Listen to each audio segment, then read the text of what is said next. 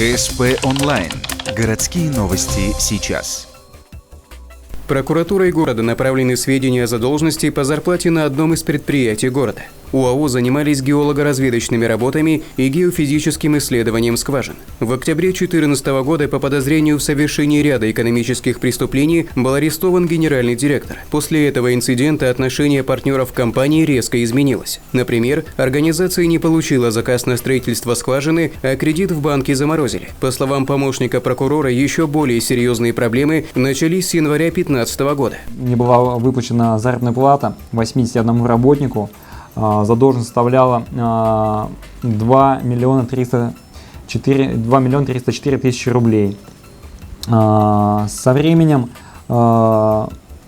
эскалация задолженности по заработной плате она стала нарастать, ввиду того, что некоторое время отсутствовала вообще должность генерального директора, то есть она была никем не замещалась.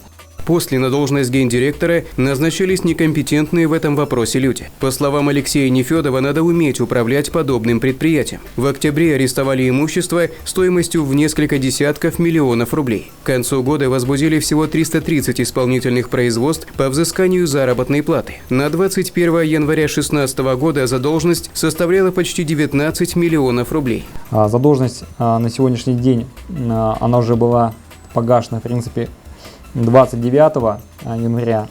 Денежные средства сразу же поступили на расчетный счет на реализацию удостоверения комиссии по трудовым спорам для ликвидации задолженности по зарплате. На депозитный счет судебных приставов также перечислены деньги. Они пойдут на погашение задолженности по исполнительным производствам. Кроме того, часть средств будет направлена на погашение налогов.